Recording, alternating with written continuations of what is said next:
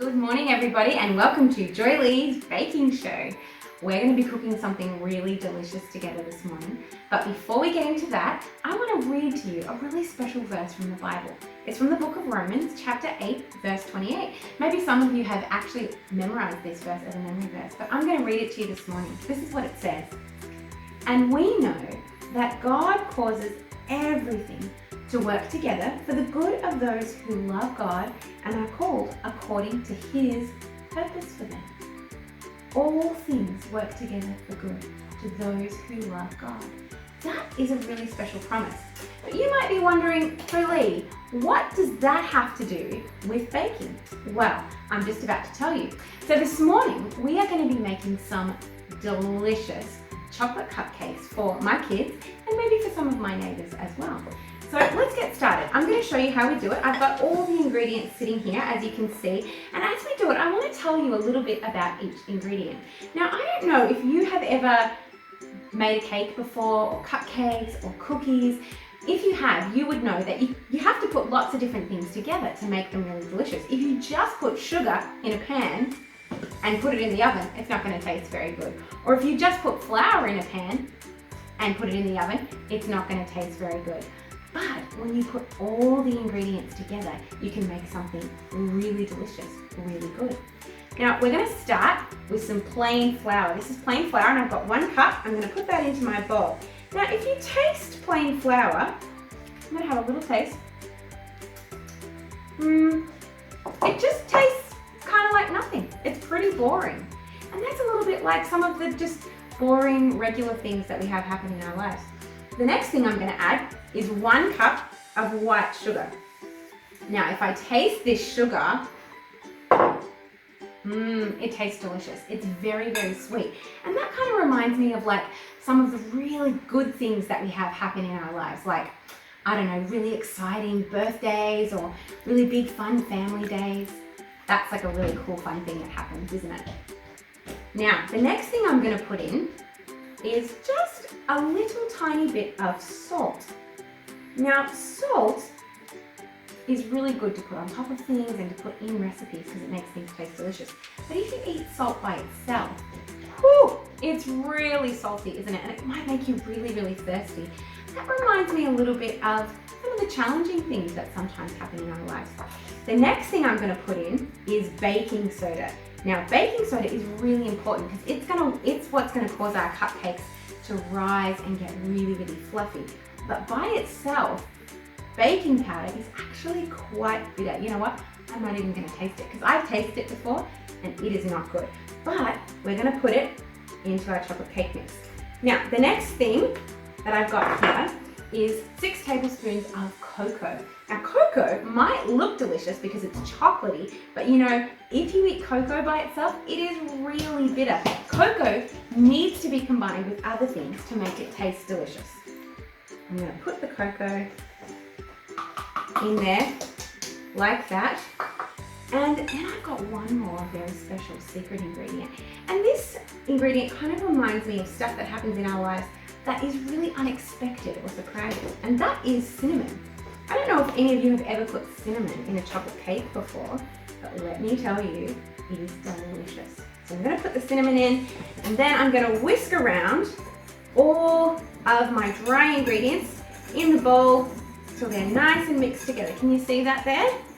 My ingredients are all nice and mixed together. Now, this is a lot like what the verse in Romans says about how God puts everything together, and He's going to make something good out of all the things that happen in our lives, just like I'm going to make something delicious, some chocolate cupcakes. All right, now we're going to do our wet ingredients. So what I've got here is some buttermilk.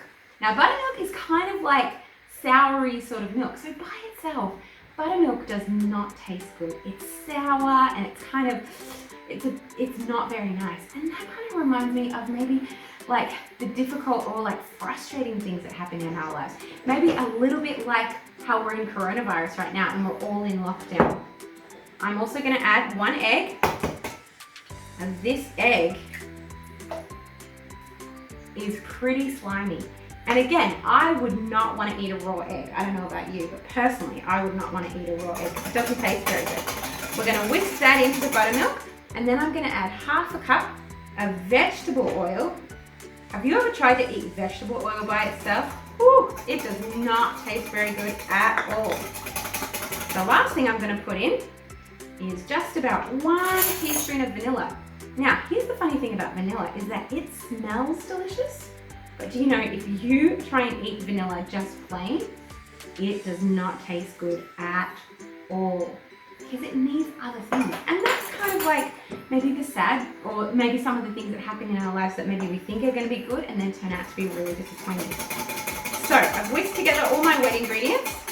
I'm going to pour them in here with all my dry ingredients, and I'm going to mix that up really well. So we're mixing everything up together. And then I've just got one more thing to add before our cupcakes are ready to put in the muffin pans. Let's give it a really good mix so there's no dry ingredients left. I'm going to add one more thing, and this is a bit of an interesting one.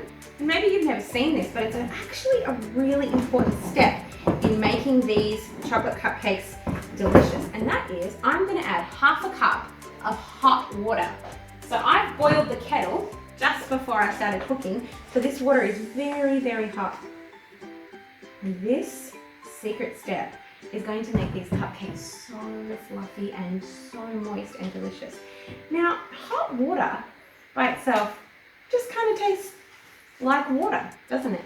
But when it's really hot like that, it kind of reminds me of, again, some of the trials and the hard things that we have to go through in our lives.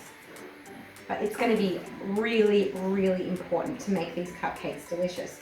So I'm very carefully going to mix this all around until the water is mixed in with the rest of my cupcake batter. And it'll be quite runny. It might feel like maybe it's too runny, but trust me, these cupcakes are going to be delicious. All right, it's nice and mixed up. There we go. Now, what I'm going to do is use my trusty ice cream scoop, and I'm going to put this batter into all of these cupcake tins, and then I'm going to stick them in a 160-degree oven, and I'm going to bake them for about 20 minutes. While they're baking, while these cupcakes are baking and rising and becoming so yummy, we're going to talk about a story today from the book of Genesis, and this is the story that Pastor Tim is going to be preaching on this morning. So I'm going to finish off here, and let's listen to this special story from the book of Genesis about Isaac and Rebecca. I'll see you soon. Hi guys. While the cupcakes are cooking, I thought I would sit out here with my cup of tea in the nice warm sun and tell you the story of Isaac and Rebecca. Now you might remember that Isaac was Abraham's son, the one that God had promised to him and Sarah. And Isaac had been born when Abraham and Sarah were really, really old. But at this point in the story, Isaac is all grown up. And his mum Sarah had died not that long before, and Isaac was feeling a little bit sad and a little bit lonely. And Abraham thought, you know what? It's time for Isaac to have a wife. And back in those days, people didn't necessarily choose their own husbands or their own wives. Usually their parents would help them do that. But Abraham didn't want to choose a wife for Isaac from just anyone that was around, because all the women in the land where they were living didn't really love God and didn't really know God and worship him. So Abraham said, I really want to find a wife for Isaac from my homeland, from where I've come from. So Abraham got his most trusted servant, and he said to him, I want you to make a journey back to our homeland and find a wife for my son Isaac. So Abraham's servant got 10 camels. That's right, 10 camels. That's a lot of camels, isn't it?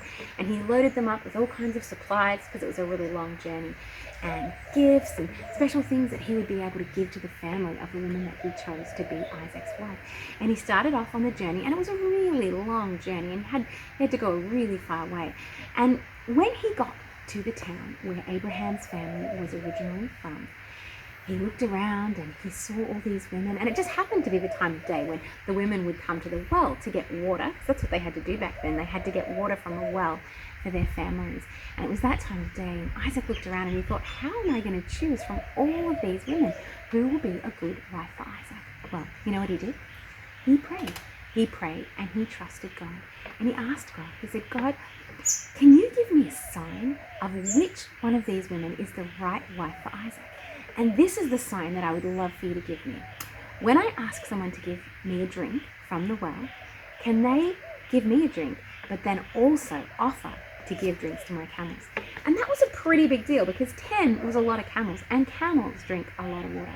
Well, just about that time, a woman named Rebecca came to the well to get water for her family. And Isaac went up to her and he said, "Excuse me, will you give me a drink of water?" And she said, "Why, yes, of course. And would you like me to water your camels as well?" The servant couldn't believe his ears. This was exactly the sign that he had asked God for.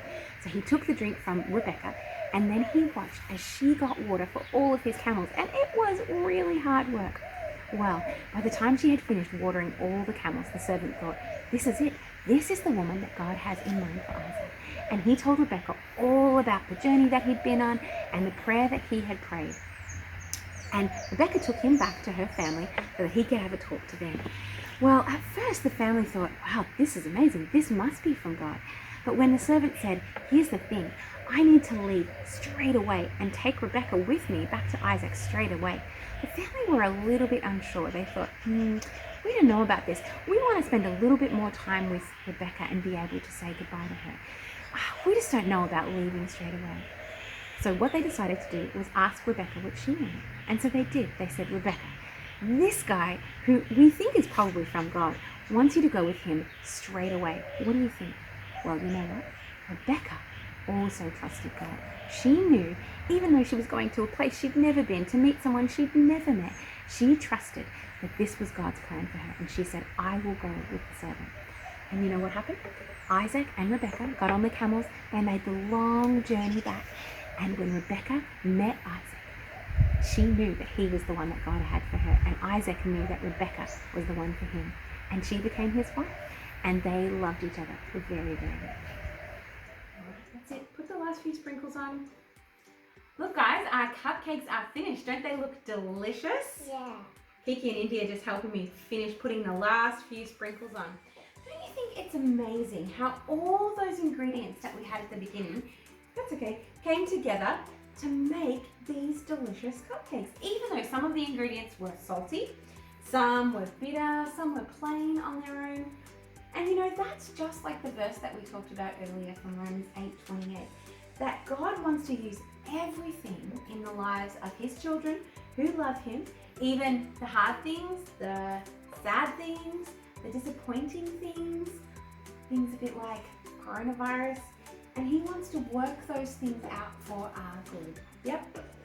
Just like God did for Isaac and Rebecca in our story, and all the people that we've been learning about from the book of Genesis so far. Now, it doesn't mean that hard things won't happen to us, but we can trust God to turn them into something good. Just like all the ingredients that we used made these into some delicious cupcakes. Now, do you think we should have a taste, guys, before we finish? You want to have a taste, Indy? I'll taste this one. You want to taste that one? Indy, do you want to taste the one you worked on? You've already done a lot of tasting. All right, you ready? For a big bite. Here we go. Tell me if they taste delicious. Do they taste good? Yeah. Uh-oh, there's a sneaky hand. There's a sneaky hand getting a cupcake. Who is that? No. This is so good.